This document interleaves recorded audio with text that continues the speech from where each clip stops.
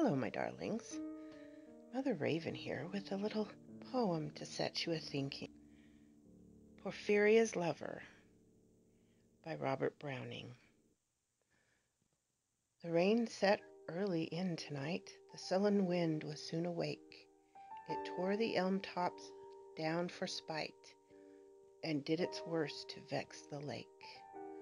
I listened with heart fit to break, when glided in Porphiria.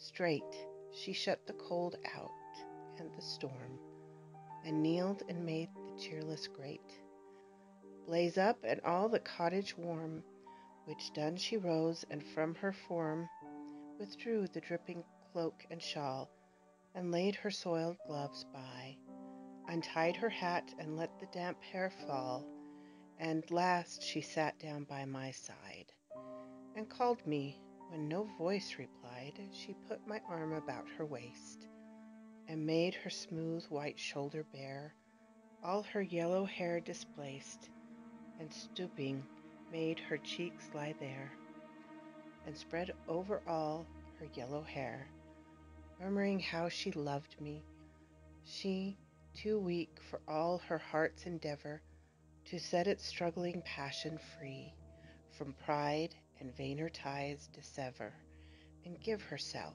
to me forever. But passion sometimes would prevail, nor could tonight's feast restrain a sudden thought of one so pale, for love of her, and all in vain. So she was come through wind and rain.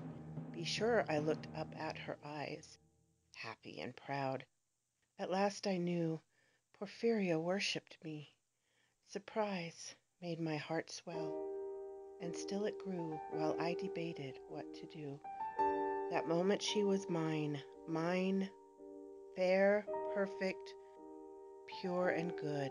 I found a thing to do, and all her hair in one long yellow string I wound 3 times her little throat around, and strangled her. No pain she felt. I am quite sure she felt no pain. As a shut bud that holds a bee, I warily oped her lids. Again laughed the blue eyes without a stain. I untied next the tresses about her neck.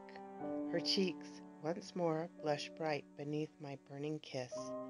I propped her head up as before, only this time my shoulder bore her head, which droops upon it still, so glad it has its utmost will, and all it scorned at once is fled, and I its love am gained instead.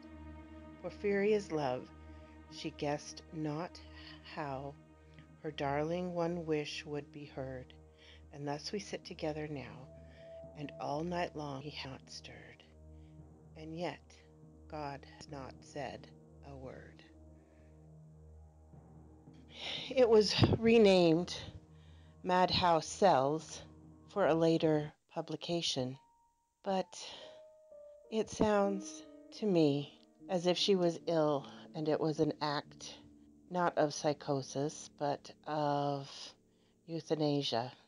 A interesting and talked about subject still today.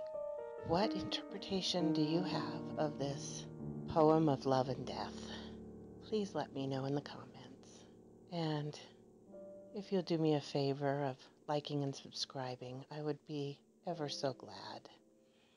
And I will see you again next time under the trees.